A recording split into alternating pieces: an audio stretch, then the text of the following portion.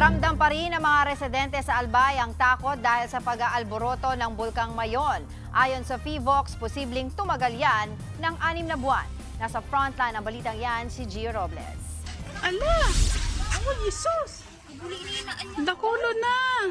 Mistulang daluyong ng makapal na usok sa dalisdis ng Mayon ang bumungad sa mga residente ng Barangay Lidong sa bayan ng Santo Domingo sa Albay, sakop ng 7-kilometer extended danger zone mula sa crater ng bulkan ang lugar, kaya hindi pa mandatory ang paglikas.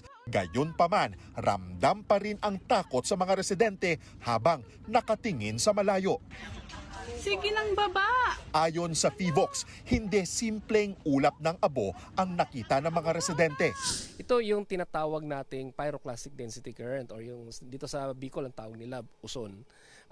Made up yan ng mga yung mga mainit na bato, tipak-tipak na bato, may mga kasamang yung abo.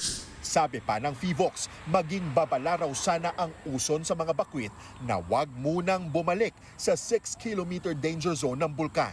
Ito yung mga actually sila yung nagko-cause ng mga casualties tuwing mayroong eruption ang Mayon volcano. Mainit po yan at yung mga yung mga volcanic gases, no.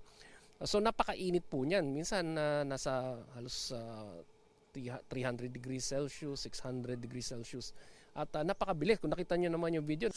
Sa bayan pa rin ng Santo Domingo, inihahanda na ang bakanting lote na ito kung saan pwede dalhin ang mga bakwit sakaling itaas pa sa alert level 4 o 5 ang bulkan.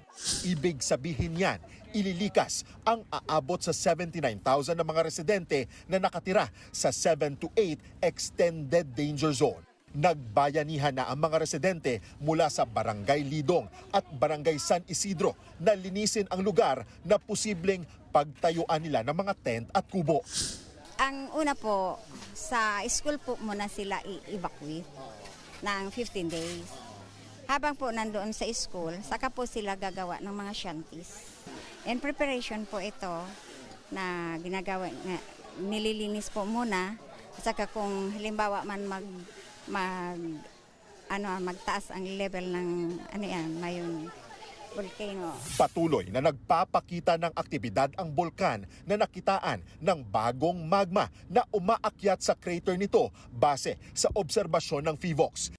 Isa sa mga palatandaan yan ang pagdami ng rockfall events na umabot sa 265 na mga pagguho sa bunganga ng Mayon.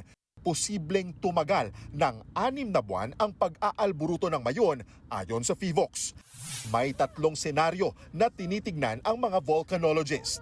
Una dyan, ang nangyari noong 2023 eruption ng Mayon na tahimik na naglabas ng lava. Ang susunod na senaryo, yung maaring bumibuelo lang or parang introduction pa lang ito ng mas aktibong phase ng eruption ng Mayon volcano. Maaring mag-progress ito sa halimbawa ay yung 2018 style na eruption.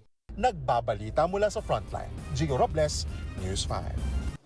Mga kapatid, Angela Lagunsad Castro po para sa komprehensibo at makabuluhang balitaan at talakayan. Mag-follow at subscribe na sa social media pages ng News 5.